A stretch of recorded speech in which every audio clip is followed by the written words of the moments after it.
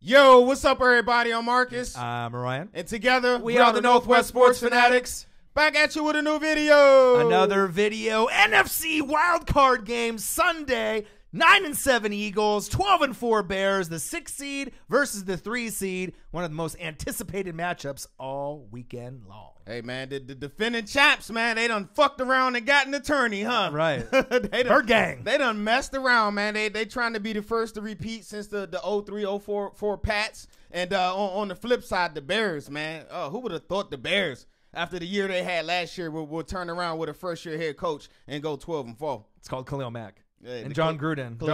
John Gruden making everybody better. The Cowboys, right? And the Bears. He should be like executive of the year in the NFL. He got my vote. Yeah. So make sure you subscribe to our channel. And hit the thumbs up for your boy. And this is going to be a preview, prediction, stats, some breakdowns. And obviously you guys can comment below what you guys think. So obviously the Eagles and the Bears did not play in the regular season. Nope. I imagine they would have liked to seen each other. But I think in this matchup, they match up a little bit closer than people think. Yep. And if you look at the teams and the way that they're built, I do not think there's going to be a blowout on either side on whoever wins. No, both teams got pretty good defenses, and I can't lie, both teams playing some pretty good football right now, especially the Eagles, man. I mean, they started 4-6 with my guy, Mr. Carson Wentz, Super Wentz coming back off the ACL. Then they 4-6. Then they started to roll. He went out for the year. They won 5 out of their last 6, and like I said, y'all done fucked around and let the defending champs get an attorney. Right. So Slick Nick Foles, you know, I mean, it's one of those things. He's probably happy. Well, no, the organization is happy that he didn't move on, and they had someone to fall back on. Nick Foles, 12-4 record in December through February since 2013. That's a pretty fucking good record to have at that time of year. Hey, that's crazy. He's also 9-2 as a starter since 2017. 4-1 this year, and he put up some nice stats, man. 282 yards passing per game, over 1,400 yards, 7 TDs, 4 picks, and the best thing about that, 72% completion percentage. Right, check us out. He's 29 years old, right? 7 seasons in, right? 4 playoff starts, 3 wins. I like the stats, right? They definitely got the underdog mentality, and they took it all the way to the Super Bowl last year.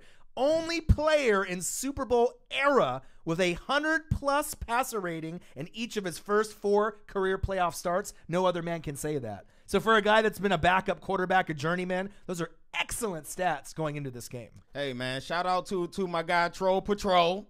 I see you out there in the comments, man. We got you, big dog, of course. Right. I can't forget my guy, Slim Leroy. I couldn't even say your name, big dog. Slim Leroy. Right, Zach H. Slim Leroy. What's up, my guy? What's up? Hit me up, man. Hit me on Twitter. The only dude he be hitting me on Twitter, man. I rocks with you, Slim Leroy.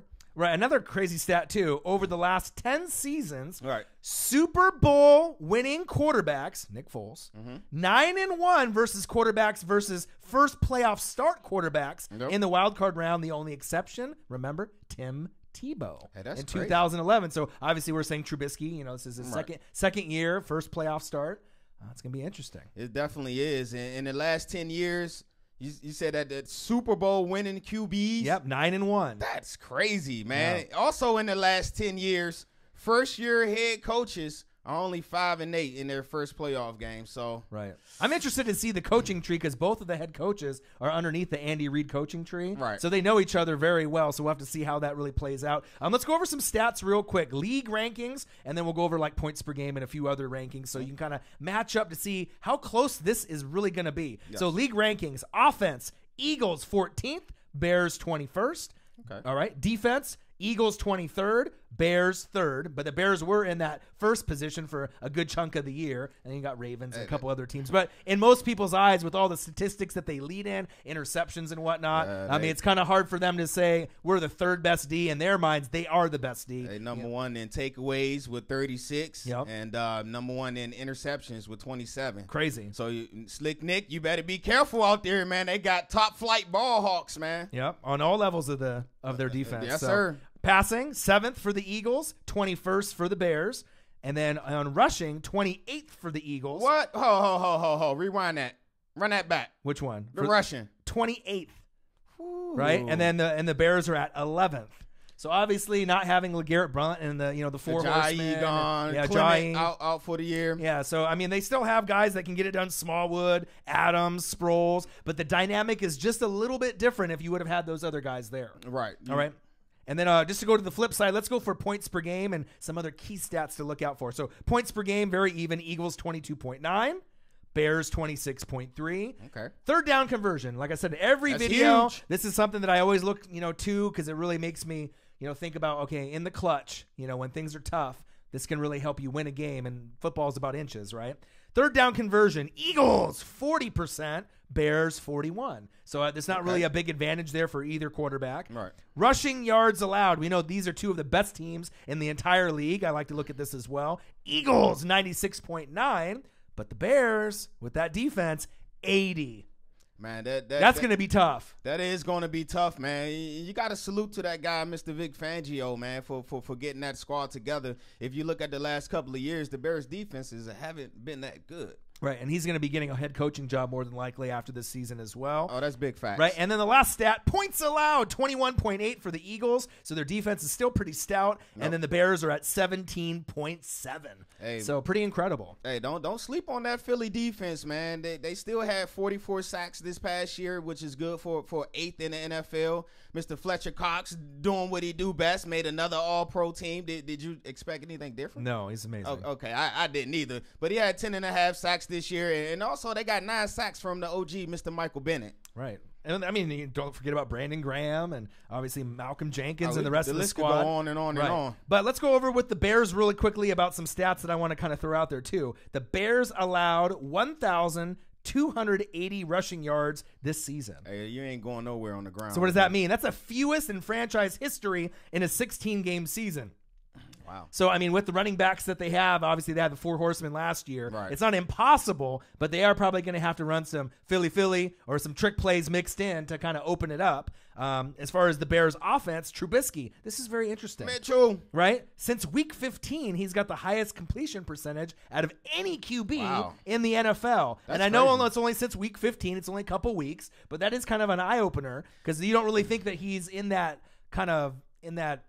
mode yet, in that beast mode level. He ain't in sicko mode yet. He ain't in sicko mode yet. He's growing there, man. You got to think. You go back to North Carolina. I believe that was his first year starting as a quarterback, and then last year and now this year he's made progression, man. Over 3,000 yards passing, 24 TDs, 12 picks, 60% completion percentage, and not only that, he going to give you 421 yards rushing on the ground as well. Right. So the Bears have won 9 of the last 10 games to close out the season. The last time they did something like that, the 1985 Bears, and they ended up winning the Super Bowl. So a tale of two teams. I mean, you got Trubisky, you got Howard, you got Cohen, right, on the offense. Right? You got Leonard Floyd, Roquan Smith, Akeem Hicks, Khalil Mack, Trevathan, Prince, Fuller, Steady Eddie Jackson. I mean, Pick Six King, man. And it's crazy. I mean, I just feel like with the injuries the Eagles have had, if they could have just had a few more of those guys steady, Jay Ajayi and a few guys in the secondary for them, the game probably could be swayed in one way more than another. But I definitely think that this game is going to be closer than people think, even with the Eagles having to play on the road with a 9-7 record as a 6 seed. Hey, man, the Bears looking at 7-1 at home this year, so they looking pretty good. Not only are they 7-1 at home, of course, we said Mr. Khalil Mack got 12.5 sacks this year. 8.5 of those sacks came at home, and he also forced four fumbles. All right, so do you want to go with some X factors in the game? Yeah, we can do that. All right, so let me start it off first. For the Bears, I feel X factors in the game. I got a couple, obviously, for the Eagles and Bears. Usually I like to do one, but I feel in this game it's going to be closer than people think, so I got to name a couple. Okay. So first off, I want to talk about former players. I want to talk about Trey Burton and Cody Parkey. I really think that those guys are going to be guys that people are not really thinking that they're going to do a whole lot, but I think that they are going to get involved in the passing game with Trubisky. Parkey might end up winning with a game-winning field goal towards the end. And then Tariq Cohen. Tariq Cohen's one of those guys. You know Jordan Howard's going to get his, but if you don't keep Cohen locked up, he's going to slither away, kind of like Darren Sproles. He's shifty, and he may be able to make plays not only running the ball, but catching the ball out of the backfield. All right, so those are your X factors. Those are for the Bears. All right, for the Bears. So my X factor for the Bears, of course, is Mr. Allen Robinson. Okay. And the reason why I say Mr. Allen Robinson, he's been kind of banged up this year as well. You know, he hasn't really performed up to his potential. Exactly. 55 receptions, 754 yards, 8 TDs, and they gave you that money in the offseason, you know. So it's time for you to pay back that money in this investment. Right. And the reason why I picked you as my X factor, the pass defense for the Eagles is 30th in the NFL. Right, so there is wiggle room there to get some yardage. Yes. And let's go to the flip side as far as the Philadelphia Eagles, the champs. For me, I think it's really going to be two things that are really going to stand out. Number one, the three horsemen. It used to be four, right? It's the three horsemen: Smallwood, Adams, and Sproles. You guys are going to have to find a way with that 80 yards a game stingy defense that the Bears have. If you're going to win the game, you're going to have to find a way to either run or catch the ball out of the backfield with maybe some checkdowns from Foles and get in the end zone. You can't rely on just Alshon Jeffrey and the rest of the wide receiving. So bad it hurts Zach Ertz to win the game for you. You're going to have to get production there. And the D-line. The D-line for the Eagles has to play better than the D-line of the Chicago Bears. They have to make Mitchell Trubisky uncomfortable, and if they can do it, they got the personnel, Cox, Bennett, Graham. If they can do that, they can win this game. Hey, it all starts in the trenches, man. We all know that, and I like your X factors for the Eagles because I got the Eagles running backs there as well. Okay.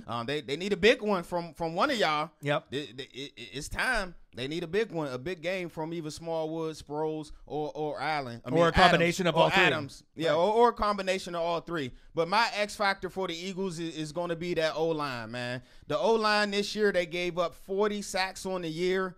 They've been kind of, 28th in rushing, but then again, kind of with the loss of Ajayi and Clement, that's going to hurt. Yeah. But they gave up 40 sacks, and the Bears defense had 50 sacks. Yeah, something's got to give.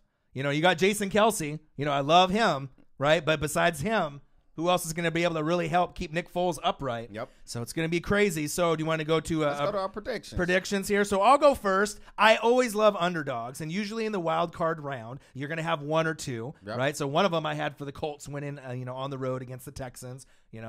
Cowboys I had winning at home, Ravens at home. So normally in my mind, I'm like, gosh, I really, really want to pick the Eagles because it kind of makes me feel the same kind of feeling that I had last year, kind of the underdog. No one thinks that they can win. They have the personnel, but just with the injuries that they've had, and if it was anybody but the Bears, like if it was like the Rams and the Eagles, I would go Eagles, just because the way that the Eagles have been playing. But when you're playing a top three defense, right, with all those weapons that they have on all of the levels, up front, linebackers on the back end, Trubisky doesn't have to throw for a whole lot to win the game. And just that defense, it makes me a little nervous. Plus the fact that you're playing against former players, Burton and Parkey, it's going to be really tough. But I got Bears 26, Eagles 23. So I don't think it's going to be a blowout. I do think it's going to be a lot closer than people think. But I want to pick the Eagles. I really do, but I just think there's too many injuries, especially in that secondary, for me to pick you. I want to, but I just feel there's been, and then obviously with Ajayi being gone, if Ajayi was there, maybe it would sway me a little bit more for the upset, but I got to go Bears 26, Eagles 23. Hey, that's a nice prediction there, man. With me, it, of course, it's all going to start and finish with that guy, Mr. Slick Nick Foles. Right. Man. He's going to have to have a big game against 26 INTs back there in that secondary, man. Yeah. You got Fuller with 8, and I believe Jackson got 4 or 5. But not only do Jackson get them interceptions, he take them things to the house, man. Yeah. So you got to be real careful with that. I just think it's going to be Chicago's, I think it's their first playoff game since 2011. I'm not sure, but it's been a while. Correct me if I'm wrong. So I think that crowd is going to be energized and excited. Sorry, Eagles fans, I can't go with the NFC East this time. I'm going Bears 20-17. And I think one thing is that you have to realize, Eagle fans too, that if you win this game, I wouldn't be shocked. I think a lot of people in the NFL circles would be shocked, but you match up really well. I mean, out of all the matchups that I see, like Ravens, Chargers, there's some mismatches there. Cowboys, Seahawks, there's some mismatch. Colts, Texans. But with this game, with these teams, they're more similar than you really think. So if Foles can throw for 3-4 touchdowns, I know that's asking a lot from him, right? They could come out with this victory. I really wouldn't be shocked if they do it. Now, if they can run it all the way back to the Super Bowl, that's a whole other story. Right. But as far as this game is concerned, it wouldn't surprise me one bit, and I know the Eagle fans will comment below if they do get the upset. Yes, sir. Yeah. Make sure y'all comment below, man. Yeah, make sure you subscribe to our channel. Hit the thumbs up for your boy. And put down your predictions, your X factors, and who you think is going to win. I know, obviously, all the Eagle fans are going to be, fly, Eagles, fly, bird gang, hoping that they can win. But I know we got some Bears fans out there thinking that they have a chance as well with that defense. All right, there you guys have it. We'll be back at you real soon with a new video. Yeah, make sure you subscribe to our channel. Hit the thumbs up for your boy. And we'll be back at you. Obviously, I'm hoping Sunday, so that way we can react to the videos from Saturday, and then maybe get to these ones on Monday. And then we obviously have the championship game, Alabama-Clemson, that we'll have to react to as well. Hey, man, enjoy y'all wild card weekend. Yep. I'm Marcus. This is my guy, Ryan. Only got one question for you. Who you know talk sports like us? Northwest Sports Fanatics. I'm rooting for the underdogs. It's going to be a good game. I'm rooting. Man. I'm rooting. I'm praying. I'm hoping. It's so hard for me not to pick the Eagles. Yeah. Watch when they win.